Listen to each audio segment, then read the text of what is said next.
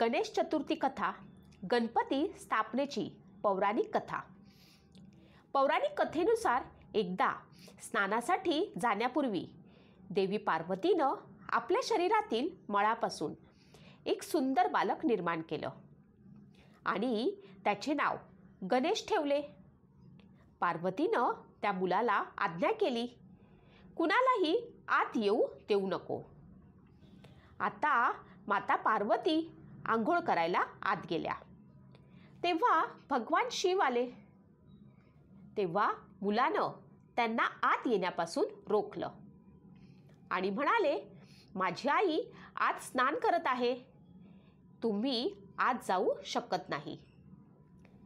शिवशंकरांनी गणेशाला खूप समजावले, पार्वती त्यांची पत्नी आहे, पण गणेशाला ते मान्य झाले नाही।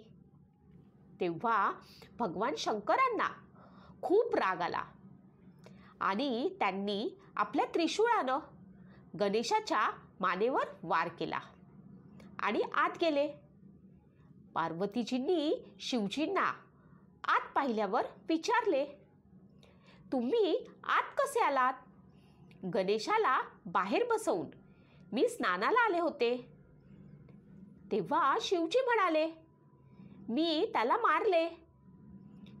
तेव्हा माता पार्वतींनी रुद्ररूप धारण केले आणि सांगितले, जेव्हा तुम्ही माझ्या मुलाला पुन्हा जिवंत कराल तेव्हाच माझा राग शांत होईल, अन्यथा नाही।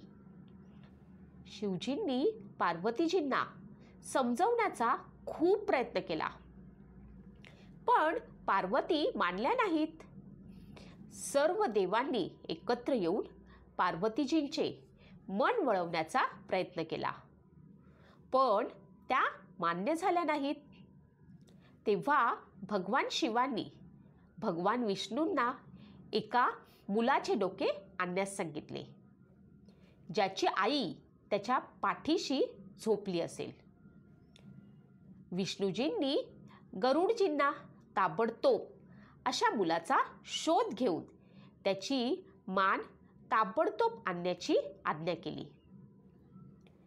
गरुडजींनी खूप शोधाशोध केल्यावर त्यांना एकच हत्ती सापडला, ज्याची आई तिच्या मुलाकडे पाठ करून झोपलेली होती। गरुडजीने लगेच त्या मुलाचे मस्तक घेऊन भगवान शंकरांकडे आले। भगवान शिवानं ते मस्तक श्री गणेशावर ठेवलं आणि श्री गणेशाला जीवनदान दिलं। तसेच आजपासून कुठेही कोणत्याही पूजेमध्ये प्रथम गणेशाची पूजा केली जाईल असे वरदानही दिले। त्यामुळे आपण कोणतेही काम केल्यास प्रथम श्री गणेशाची पूजा करावी, अन्यथा पूजा सफल होत नाही, अशी धारणा आहे। चतुर्थीच्या दिवशी गणपतीचे भक्त आपल्या बाप्पाला ढोल ताशांच्या गजरात घरी आणतात आणि घरात स्थापना करतात। ही स्थापना 1.5, 5, 7, 9 किंवा पूर्ण 10 दिवसांची असते। या दिवसांमध्ये गणपती भक्त त्यांची सेवा करतात, त्यांचे आवडते पदार्थ नैवेद्य त्यांना अर्पण करतात, पूजा आणि कीर्तन करतात। त्यानंतर 10व्या दिवशी गणेशाचे विसर्जन केले जाते।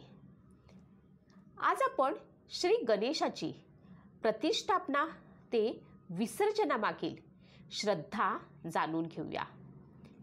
ह्यामागे देखील एक खूपच छान पौराणिक कथा आहे।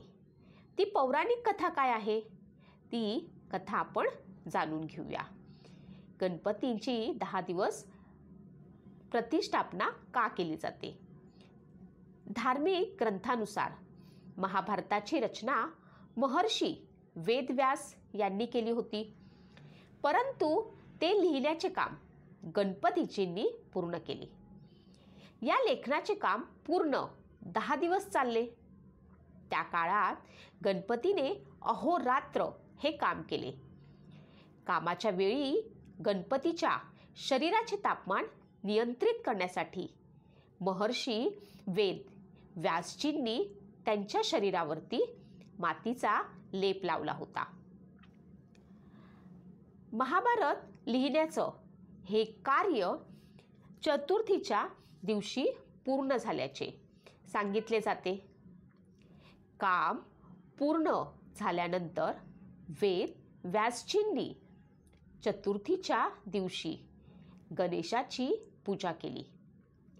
पण काम करत असताना गणपती खूप थकले होते आणि लेप कोरडे झाल्यामुळे त्यांचे शरीर आखडले होते आणि त्यांच्या शरीराचे तापमान देखील वाढले होते. माती सुकू लागली होती आणि पडू लागली होती. यानंतर वेद व्यासजींनी त्यांना त्यांच्या झोपडीत ठेवून त्यांची खूप काळजी घेतली. त्यांना खाण्यासाठी आणि पिण्यासाठी त्यांचे सर्व आवडते पदार्थ दिले आणि त्यांचे शरीर थंड करण्यासाठी त्यांचे तलावात विसर्जन केले. तेव्हापासून चतुर्थीच्या दिवशी गणपती घरी आणण्याची प्रथा सुरू झाली. अशी मान्यता आहे की चतुर्थीच्या दिवशी गणपती बाप्पा घरी घेऊन येतात, त्यांची सेवा करतात, त्यांच्या आवडीचे पदार्थ त्यांना अर्पण केले जातात आणि त्यानंतर त्यांच्या मूर्तीचे पाण्यात विसर्जन केले जाते. ही अशी आहे गणपतीची कथा. अशाच कथा ऐकण्यासाठी तुम्ही माझ्या चॅनलला सबस्क्राईब नक्की करा. धन्यवाद.